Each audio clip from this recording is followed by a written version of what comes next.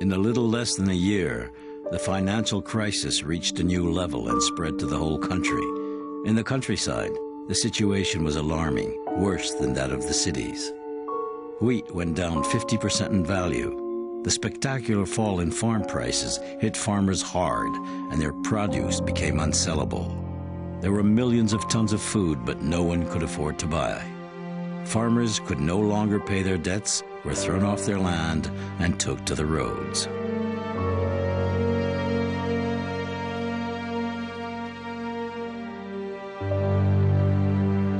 The plight everybody identifies with, the plight of homelessness, of poverty, of no work, of family disintegration, becomes a universal plight. People were looking for new places to work, and so there was this sense of moving around and also moving out of the agricultural states, which were particularly badly affected. There are mass migrations out of the Middle West of evicted farmers looking desperately for work someplace, migrant labor of some kind or another. And many of them lost their farms at this time, and this was in the early 1930s.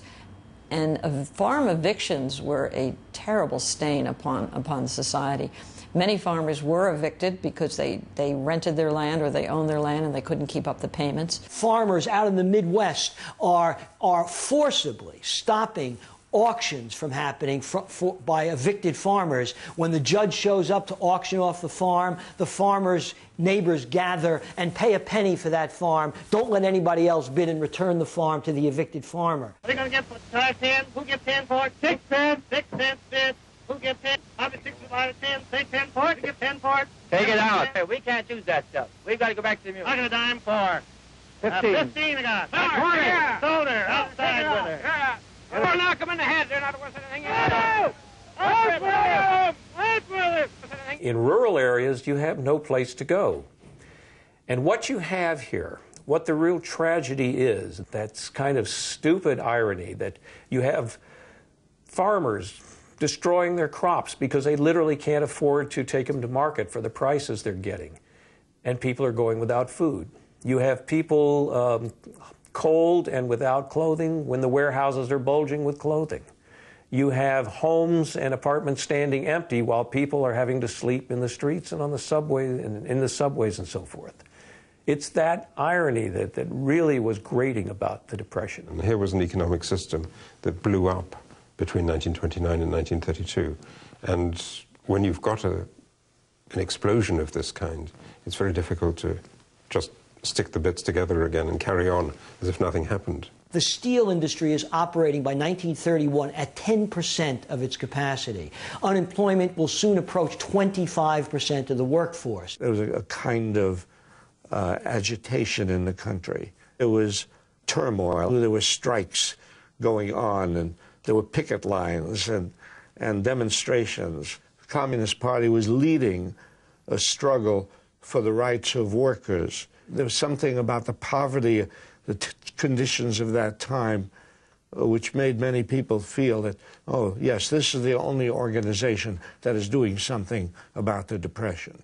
All the social insurgencies of the 1930s, whether they are anti-monopoly movements or farmer, labor, independent political parties, have a heavy quotient of progressive and radical militants.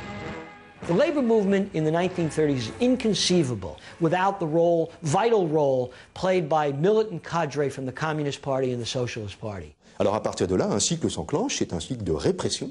Et en fait, la violence va apparaître, il va y avoir des manifestations, il va y avoir des morts, il va y avoir tout ça. Mais il n'y a pas du tout de vraie révolte. Et il va donner lieu à des images chocs, à des révoltes sporadiques. À Dearborn, là où Ford a licencié les 3/4 de ses salariés, il y a eu des émeutes où là aussi, la police tire sur les manifestants.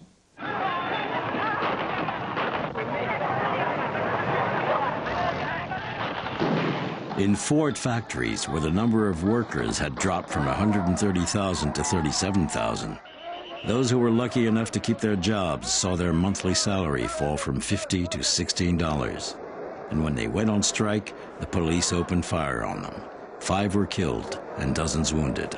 Herbert Hoover does certain things which are so offensive And perhaps the most offensive thing he does is to send troops to break up what is called the bonus army, which is gathered in Washington, and these are veterans of World War I, to demand an early payment of the bonuses that were promised them when they returned from the European war in 1918.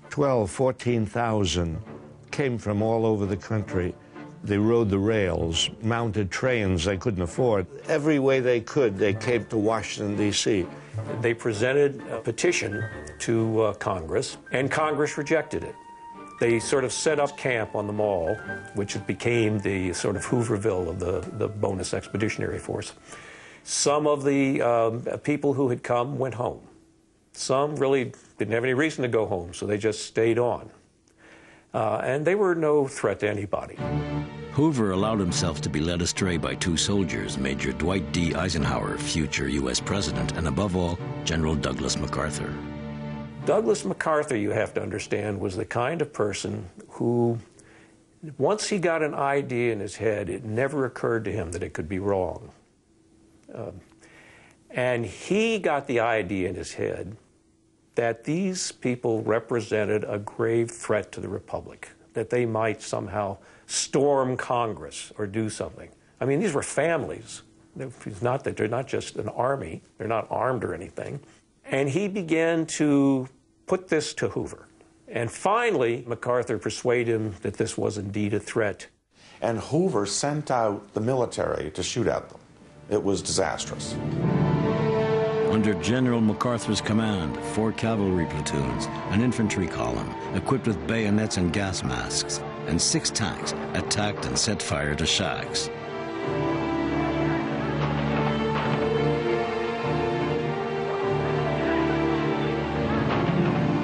Two people were shot dead, and a third, a 2-month-old baby, suffocated to death from tear gas. Another child was more fortunate. As he tried to return to his shack to get his teddy bear, a soldier stopped him by stabbing him in the legs with his bayonet. It was an ugly thing. And what it did, and the reaction of the American people was, Herbert Hoover must have lost his mind. This destroyed the last shred of credibility he had. MacArthur, because he was MacArthur, went to his grave believing he'd save the Republic from, you know, a revolution.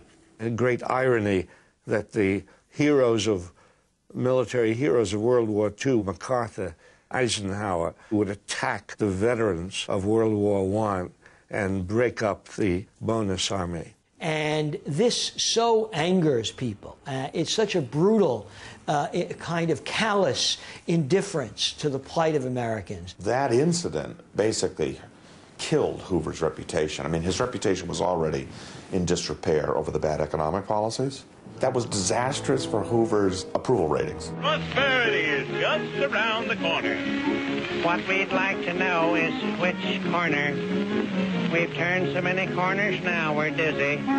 But still, I'm positive we'll soon be busy. Hoover, again with great reluctance, begins to establish some minimal forms of federal relief. But all of Hoover's actions don't measure up to the dimensions of the crisis. They don't come close to measuring up to the severity of the crisis. The governor of New York, remember, was Franklin D. Roosevelt. And Roosevelt did try to institute some sort of welfare programs to alleviate the suffering because it was so obvious in big cities like New York. Roosevelt himself, of course, was rich, an aristocrat, and he was not really attuned to the lives of the poor. His wife, Eleanor Roosevelt, she actually went into poor districts and she saw how people lived. She had seen with her own eyes the conditions of the poor, how much poverty there was and how much distress there was made known to Roosevelt, not directly, but from his wife. Everybody expected Eleanor Roosevelt to show up because she was his eyes and ears, and she went all sorts of places. Roosevelt depended upon her because he couldn't get to a lot of places. Roosevelt, who was struck by polio in 1921, faced a problem with no historical precedent.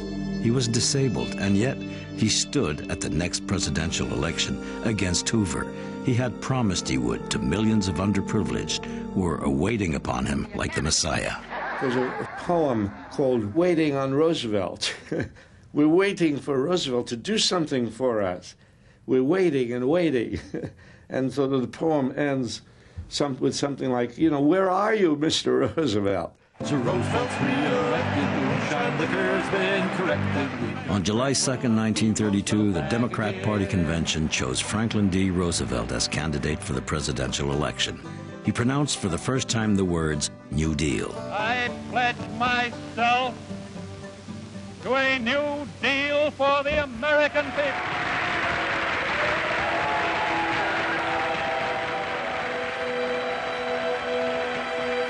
In this dramatic context, the elections in November 1932 had symbolic significance. Roosevelt promised to curb the devastating effects of the 1929 crash with measures such as the reform of the banking system, the assurance of a healthy currency, and economic and social aid. But what convinced the voters was, to his despair, his rather hasty promise to repeal the amendment which prohibited the consumption of alcohol, in other words, the end of the prohibition. Franklin D. Roosevelt won with 23 million votes, compared to Hoover, who only obtained 16 million. This landslide victory put the Democrats in power for the next 20 years. Franklin D. Roosevelt, President of the United States.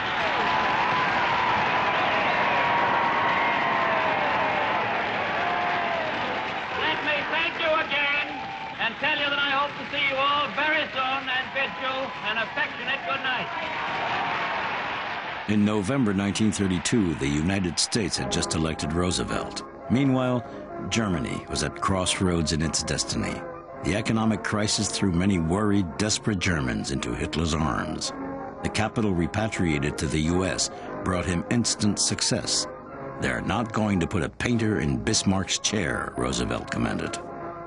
J'ai encore souvenir très précis d'un certain nombre de champs hitlériens et des drapeaux à croix gammée vraiment partout. Tout d'un coup, on se retrouve devant les hitlériens qui siègent d'ailleurs au Reichstag en uniforme, qui dans la rue commencent à battre les gens, et la terreur commence à s'installer dès l'automne 1932. The anxiety, the fear, the scapegoating that naturally accompanies this kind of economic desperation had been abroad in the land in Germany for many years, now becomes even more popular, and then looking for scapegoats for the collapse. Communists, Jews. Mon père est donc directeur d'une clinique pédiatrique, professeur à l'université, franc-maçon, électeur, père de famille et juif. Et Hitler l'a réduit à l'état de juif.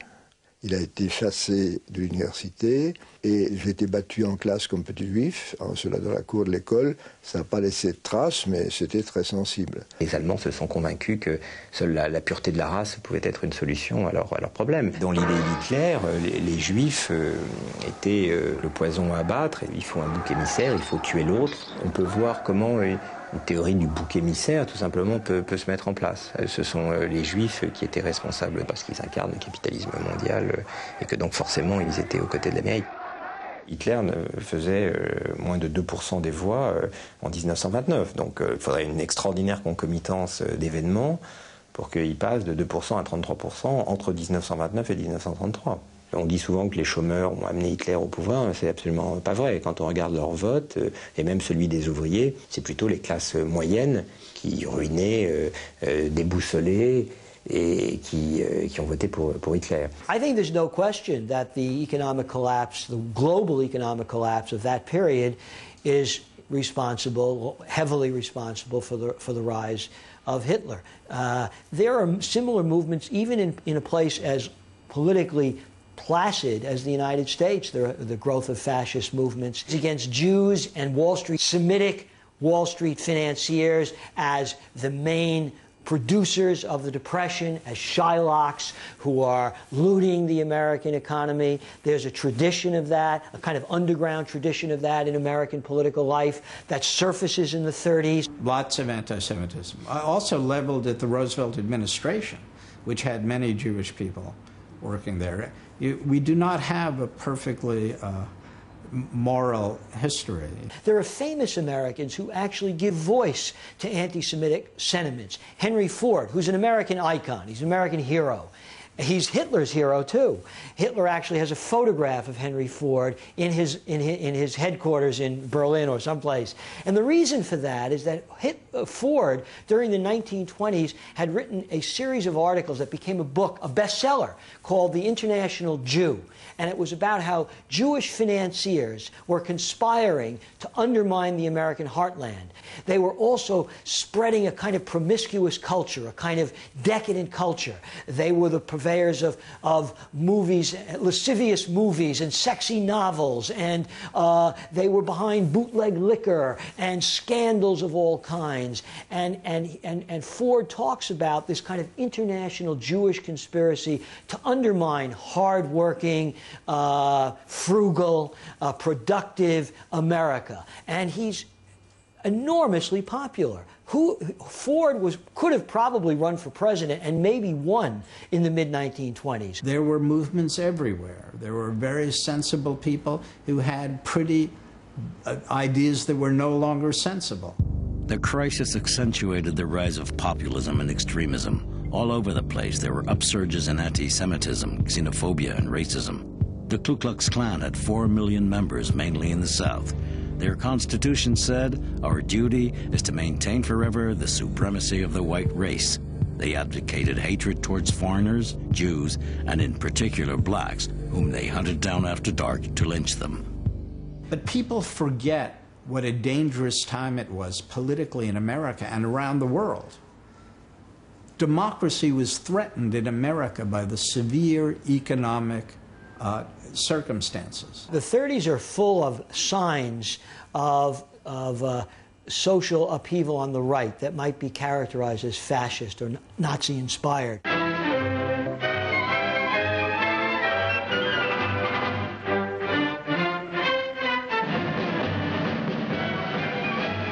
This procession of Nazi demonstrators did not take place in Germany, but in Central Park, New York.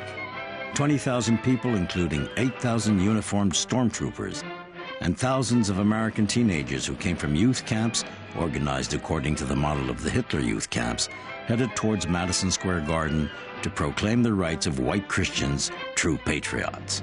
During the meeting, the crowd booed President Franklin D. Roosevelt and made the Nazi salute, crying out, "Heil Hitler."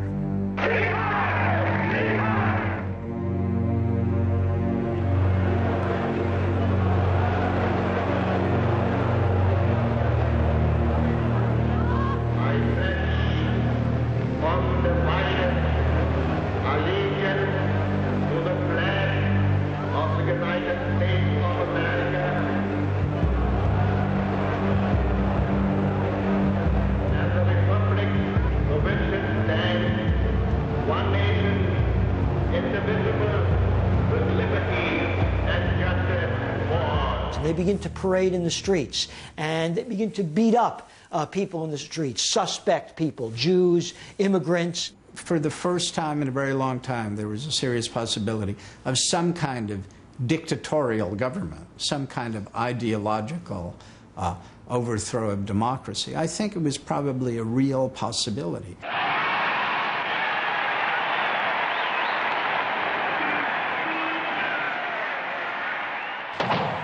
On February 15, 1933, 2 weeks after Hitler had risen to power, Roosevelt narrowly escaped an assassination attempt as he was making a speech in Miami. The mayor of Chicago was hit by 2 bullets instead and died, thanking the Lord for sparing Roosevelt.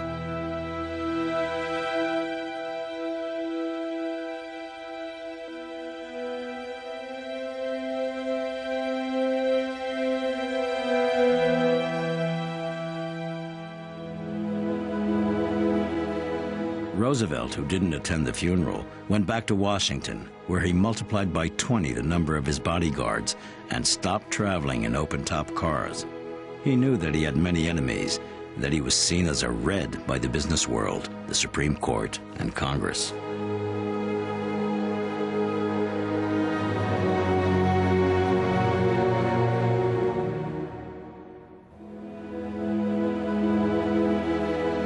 In the car which drove the two presidents, Hoover barely said a word to Roosevelt. He knew that the new president wouldn't spare him in his inaugural speech, and he wouldn't be disappointed.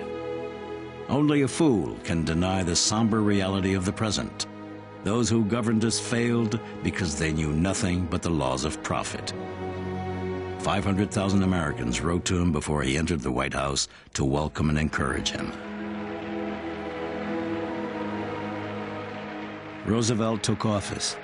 He made a superhuman effort to give the crowd the impression he was walking when, in fact, he was being carried by his son and a bodyguard.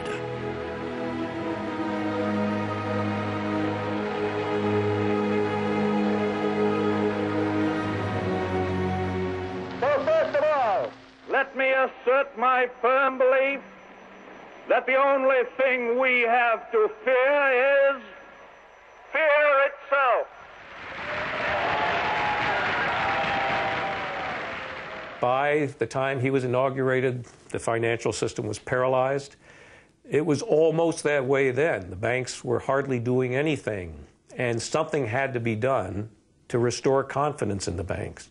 The banks were in such disarray that he felt that he could revive the banking system by closing all the banks. He didn't come on and say dramatically, we're going to close the banks and we'll do something. He came on in a much lighter mood and said, everybody is over anxious about this. We're going to close the banks, and all the banks that are sound will be allowed to reopen. I can assure you that it is safer for you to keep your money in a reopened bank than to keep it under the mattress. When the banks reopened, the financial crisis had passed. It was a brilliant piece of psychology. One morning, he said to Henry Morgenthau, who would later become his Treasury Secretary, not yet, he said, let it go up 21 cents. And Morgenthau said, why, Mr. President? And Roosevelt says, well, it's because it's 3 times 7, and 3 is a lucky number. And the arbitrary aspect of this displeased markets, of course, as Morgenthau wrote in his diaries, if anyone knew how we set the gold price, they would be frightened. What Roosevelt has that Hoover lacked is an open mind. He's experimental. He's willing to hear dissident voices, even voices he doesn't agree with, and also a recognition that the crisis is severe and you must try something, and if that something doesn't work, try something else. Don't sit there. People have nothing to sustain them through these difficult times and no wherewithal to purchase. Franklin Roosevelt recognized that this crisis of underconsumption is killing, potentially fatal. After the banks, Roosevelt decided to clean up Wall Street, as he had promised to do so in his New Deal. So there's absolutely no doubt that there was a real New Deal. We had new regulations to stop the kinds of financial shenanigans that had caused the crisis. To head the Securities and Exchange Commission, Roosevelt chose Joseph Kennedy, the father of the future President of the United States. Roosevelt had wanted to make him his secretary for the Treasury, but Congress had refused his nomination because Kennedy was about to be charged by a Senate Commission of Inquiry for stock market speculation, embezzlement, and above all, for his role in the collapse of Wall Street in 1929. He becomes a major funder of his campaign, and Roosevelt shocks the nation by appointing Joseph Kennedy, of all people, to be the first chairman of the SEC. Well, who better to watch the market? Joseph Kennedy actually made a large bit of his fortune not just in speculating in the 20s. He was one of the few who got out of the market because he saw what was coming. When the market crashed, he went back in and he started buying handfuls of stock of all kinds of companies and putting them in the drawers and waiting for them to come up again, because he knew eventually they'd be worth a lot. He has connections to the bootleg liquor industry in the 1920s. He's a larger-than-life figure who becomes enormously wealthy and enormously despised by ordinary Americans as a not-to-be-trusted speculator who makes a fortune off of other people's misfortune. But Roosevelt knew Kennedy was one of the brightest, shrewdest, unscrupulous, but after all, he's dealing with bankers and lawyers. They were putting the fox in charge of the chicken coop. that was criticism. But the president had reasons for doing that, which is he said Mr. Kennedy knew all the tricks. He knew Wall Street. He knew the games. He knew the backstories. He knew all of that. He knew where the bodies were buried. Kennedy, as the first SEC chairman, was known himself for being somewhat of a swindler and a fraud. But to me, it's not inconsistent with what the SEC stands for. What the SEC stands for is an agency that permits and institutionalizes and exonerates fraud instead of fighting it. So the fact that Kennedy headed the SEC was actually quite appropriate. Roosevelt's naivety and lack of tact were sometimes surprising. To a group of young workers who had volunteered to finally have something to eat, he declared, I wish that I could take a couple of months off from the White House and come down here and live with them, because I know I'd get full of health the way they have. The only difference is that they've put on an average of about 12 pounds apiece since they got here, and I'm trying to take off 12 pounds. Roosevelt was good in reassuring people. He was good in convincing people that the government cared about them, the government could do something. Preceded by a big show, Roosevelt launched his program to fight the effects of the Great Depression and to give a new boost to the American economy, which had been ravaged since the 1929 stock market crash. $5 billion were allocated to fight unemployment. Over 3 million Americans were hired, rising to 8 million 2 years later. Roosevelt had 15 key laws passed. He established a system of social welfare, pensions, unemployment benefit. He outlawed child labor, discrimination against hiring blacks and women, and he introduced a minimum wage. What characterizes the New Deal in the mid-1930s is a whole array of public works programs. Nobody had done this kind of thing before. People did have an idea, I think, that big public works projects would be a help, and that was an important part of the New Deal, and it was psychologically important. The New Deal changed America. We built countless roads, bridges, dams, schools, roads and bridges here in New York City where we're sitting today that were built with New Deal money. It changed America dramatically. That wouldn't have occurred, and it set the stage for the post-World War II economic expansion. Government spending had been used to build highways, construct schools, build hospitals, invest in research. We move into a welfare state, which we had not had before. But they are really trying to deal with both manufacturing, with construction, with welfare, with social situation, social welfare, I should say, simultaneously. There was no social welfare system. The United States was the last industrial country in the Western world to introduce any kind of social safety nets, like unemployment insurance, old age pensions, and so forth. Il a fait des choses qui ont eu un avenir extraordinaire. Il a créé la sécurité sociale en 1935. Il a posé les bases de la sécurité sociale aux États-Unis. Social Security did not apply to the poorest of workers, and these were the black workers. It did not apply to domestic workers, maids, dishwashers, porters. These were the jobs that were held by black people. They were the last in everything. They were the first to lose their jobs, if they had jobs. The black people simply did not benefit from the New Deal measures in the way that white people did. African Americans were in the same position as other Americans, but worse, because they had been worse to begin with, and comes the Depression, the situation is extremely difficult. The old unions had no black people. They only had skilled workers, and the black people were not the skilled workers. They were not allowed into the unions. One of the reasons there is such a disparity in income and wealth in the 20s is because unions are so weak. There's no defense against this corporate effort to keep wages low. Striking is still illegal in the United States, so until that time, a labor union had absolutely no standing in law. All of that changes in the 1930s. A whole series of social uprisings in the 1930s move America's political spectrum to the left. and has an enormous impact on Roosevelt himself.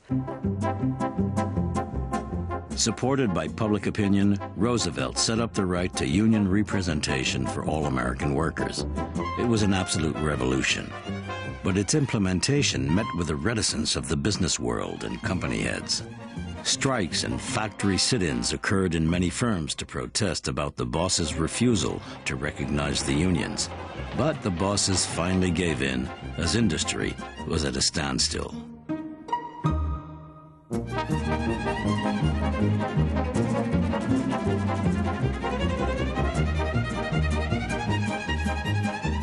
The labor movement explodes. It organizes millions of American industrial workers who had never been organized before in the heartland of American industry. And that's what led to the wave of strikes. And it put Roosevelt in a very awkward position. And I don't think he regretted any of that, but it did make recovery that much more difficult. There was a general strike in San Francisco, the whole city tied up.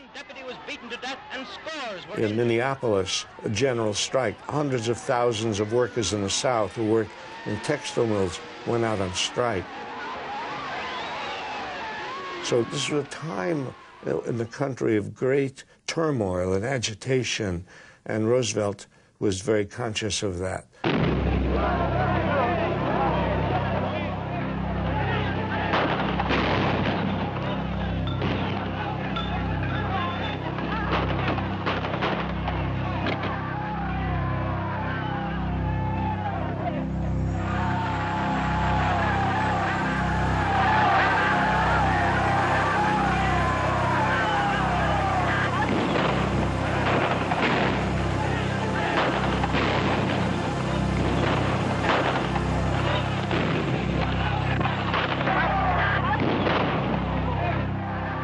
The government of the New Deal supported the bosses, even when the latter had broken the new laws. Steel factories in Chicago refused to recognize the unions. Faced with the quasi-insurrectionary nature of strikes, the police, with the help of the bosses' militia, killed 10 workers and injured nearly 100. Roosevelt, who didn't condemn the massacre, sent in the National Guard. The political leaders of the country in both parties, Republican and Democratic Party, were fearful when they saw the agitation in the country, and when they saw 1/3 of the workforce was unemployed, and when they saw all the strikes and the riots going on. The rich corporations were opposed to Roosevelt. They were worried about whether the capitalist system would be able to survive. And the business community and the financial community begins to become very hostile. They denounce him in the most vile ways, as a cripple, as a Jew, as a communist, as gay. There's no epithet they won't direct at him. They're so angry at the way he has broken with the class, after all, that he came from. He's considered a traitor to his class. And Roosevelt says to them, bemused, I think, to some degree, why do you hate me so much? What I'm trying to do is save capitalism. A few timid people who fear progress will try to give you new and strange names for what we are doing. Sometimes they will call it fascism, and sometimes communism, and sometimes regimentation, and sometimes socialism. But in so doing, they are trying to make very complex and theoretical something that is really very simple and very practical. Those were good things that Roosevelt did. Those New Deals were good. Other parts of the New Deal were absurd. The only sector which didn't improve was agriculture. To help the farmers survive, Roosevelt got them to reduce their production, to push up farming prices in exchange for compensation. But this policy was contested by several economists who considered that the government was carrying out an unjustifiable destruction of wealth, which was contrary to the most elementary morality. The press began to criticize Roosevelt for his lack of ideology and for making contradictory decisions. Roosevelt is a chameleon on a Scotch plaid, the New York Times wrote. And farmers were upset about the decline in agricultural prices. So they demanded government programs that would pay them to slaughter their cattle and to burn their crops in order to boost prices under FDR, which is crazy because people were starving at the same time. Why would you destroy perfectly good agricultural products? Because they actually thought the problem was too many agricultural products. That's scary, you know, because you're committing suicide there. There really was a spreading poverty and starvation in some areas. California put guards at some of the borders trying to keep people out. They had state troopers trying to keep people from coming into California because these people would have been or were a burden on the state.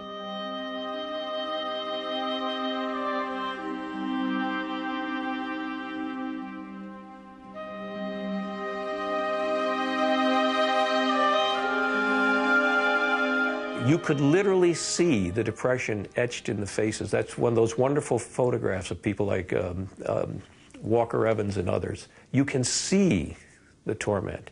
It's like a cancer that ate at the spirit of the American people. And one of the famous pictures of the Depression is of the migrant mother that was taken in a pea farm in California. She was a migrant worker coming from another part of the country with her children.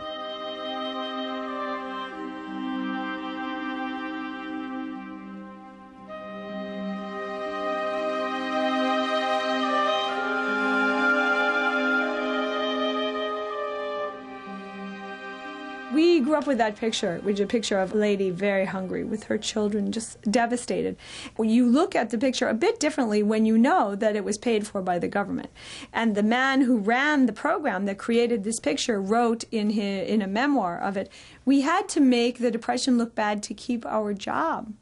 So you can have real poverty, but also real propaganda. Et ces photos de ces fermiers ruinés, il faut les regarder très attentivement.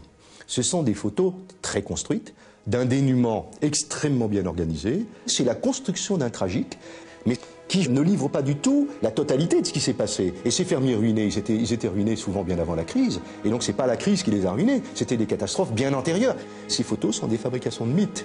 Et il faut les prendre comme telles. Il y a toute une famille, et puis il y a un lit avec des barreaux, et puis un petit enfant qui est tout nu par devant. Il y a un mélange de crasse et de dignité qui, je crois, évoque un mythe qui n'est pas du tout de l'ordre du témoignage brut. C'est un témoignage extraordinairement élaboré pour construire ce mythe, mais qui ne répond pas du tout à l'ensemble des manifestations de l'époque.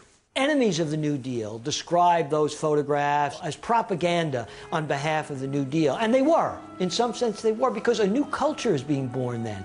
It's a culture of popular solidarity, very foreign to America. And it is propaganda, but it's much more than propaganda. It's a new way of life that's born in the 1930s.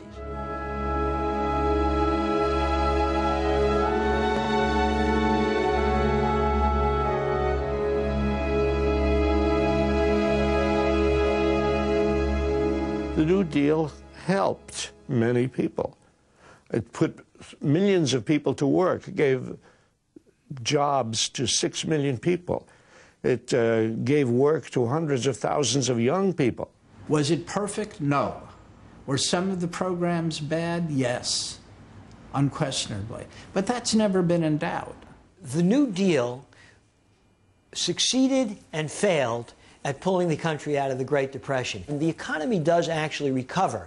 I don't mean recover back to the levels it didn't, but employment fall, factories start up again, people are, thanks to New Deal legislation, able to own their own homes again or to be able to meet their mortgage payments. There was a sharp rise in the economy, a sharp expansion, and by 1937, the GDP, the total income of the country, was back to the 1929 level after a very sharp fall in the first 4 years.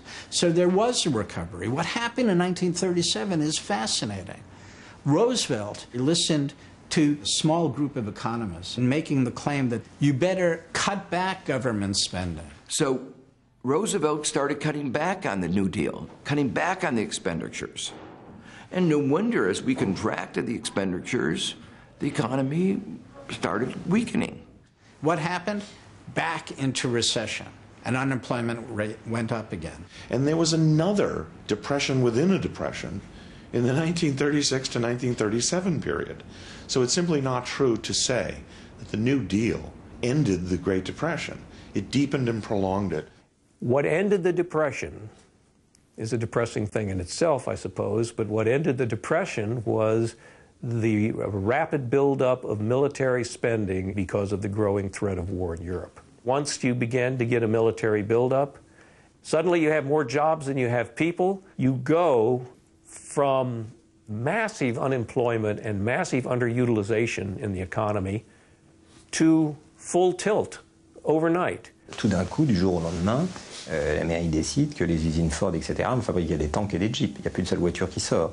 Donc l'effort de guerre, c'est un effort de production, mais du point de vue du taux de chômage, etc., oui, il n'y a pas de doute que ça a joué son rôle. It was associated with an immense drive for armaments production on a massive scale, but also for all the things that soldiers need, for trucks and clothing, and this was what got America back to work again. The economy was boosted by the war industries. So it was a kind of artificial way of keeping the economic system going.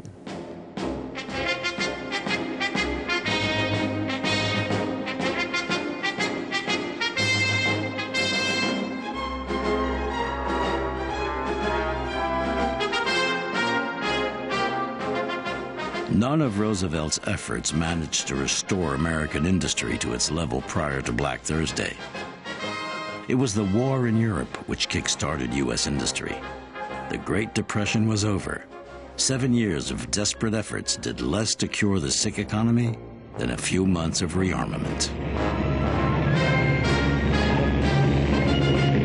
Some people have made the wrong conclusion from that and said you need military expenditures to emerge from a downturn. That's nonsense. That's nonsense.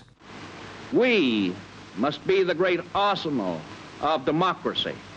For us, this is an emergency as serious as war itself. Government spending on bombs was necessary to protect us against fascism. In March 1938, the German army occupied Austria without firing a single shot. World War II had just begun. And it's essentially only the Second World War that brings the United States back to full employment. So that is certainly true. We did not return to what we consider full employment until 1940. Does war take us out of the Depression? I would be loath to say that, but it certainly had some impact on it. That pump priming on a massive scale, represented by World War II, produces a prolonged period of prosperity that lasts for another generation after the war. And in 1944 and 45, the greatest fear of the American people was, when the war ends, will the Depression come back? 2 million bushels of North African grain, resold to Germany for Swiss francs, paid for by a consortium of banks with a deal in futures that the stock exchange unloads for coffee from Brazilian uplands, destined for Paris before the whole deal sinks. The checks, written in indelible inks, outrace Atlantics, winter hurricanes. Our benefactors, 3 trusts they compete for honor, glory, power, and of course, profits where all happiness is contained. We learned something from the Great Depression. Whether we've learned them enough is another matter. It's quite remarkable how ready we are to forget all those lessons when times change, and particularly when there's a profit to be made in forgetting that lesson. We had the knowledge to prevent a depression then, but we didn't use it. We didn't know how to do that after 1929, or there wasn't enough conviction for the government to act aggressively. Et c'est le côté troublant de l'expérience Obama. Qu'est-ce que c'est Obama? C'est Roosevelt 2 ans plus tôt. Alors on pourrait dire c'est formidable. Voilà quelqu'un qui va relancer, faire beaucoup plus vite que Roosevelt ce que Roosevelt avait à peu près fait, Oui, mais qui il a pris dans son équipe? Ben, il a pris des gens. Alors, il y a le côté novateur, c'est le côté écologique, le côté... Alors là, il a mis même carrément un prix Nobel comme ministre, et ça, c'est fabuleux. On voit très bien une ouverture très grande là. Et puis, du côté économique, pour n'inquiéter personne, il a mis les responsables qui étaient pris la main dans le sac avant. Et pour la même raison, il n'a pas eu le culot de nationaliser les banques américaines. Donc, je pense qu'il y a quand même beaucoup à dire sur les plans de sauvetage qui finiront, par produire leurs effets, parce qu'on sait qu'on reviendra sur l'ouvrage jusqu'à ce que ça marche. Mais on a perdu quand même beaucoup de temps. Cette crise, elle a commencé au cours de l'été 2007, on est en 2009, elle n'est toujours pas réglée. And just like the savants of the 1920s, these folks turned out to be fatally wrong. We're never going to have another crash, we're never going to have another depression. And they were both wrong, of course. They had tools they could have implemented and they did not. It was, among the tragedies was this adoption of a damaging ideology as a cover for allowing the financial industry to do virtually anything they wanted, and for allowing, and mostly motivated by men and women who found a way to make a fortune and claim they were doing good for the nation. The wealth of the richest 1% of the country has increased enormously, and the gap between rich and poor has become very, very great. And that's exactly what happened in the 1930s. We do need a new deal. The old New Deal was a New Deal that worked for the period of the time. It was a reaction to the Great Depression. The world changed enormously in 75 years. We are much wealthier now than we were then. But we have not shared the fruits of that wealth equally. The level of greed simply rose. It was accepted. And greed became a very important part of the financial overreaction, the financial speculation that led to this disaster. We allowed the banks to exploit the poorest Americans. Millions of Americans are losing their homes and with it their life savings. They were preyed on. There was predatory lending. We knew it was going on. It's an unfair system. Those who are poor have nobody to defend them. We live in a world with an enormous amount of resources, and yet a world in which 1 billion people live under $1 a day, and 40% of the world live probably under $2 a day. I continue to think that we will be able to reform, for instance, the international economic institutions. I realize the important role that a reformed international economic institutions can play. I'm not sure whether I'm a realist or an optimist when I say that I think that I know I'm a realist to say that they need to be reformed. I'm not sure I'm a realist when I say that they will be reformed.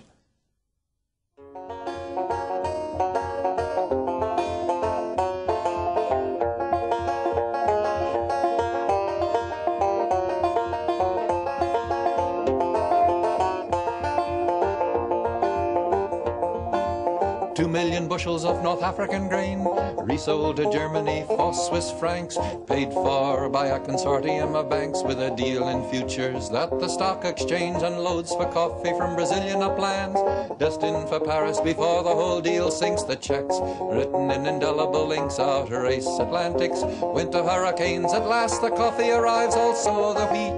Needless to say, the deal was a success. Who can deny that all of us have gained? Our benefactors, three trusts they compete for: honor, glory, power, and of course, profits where all happiness is contained.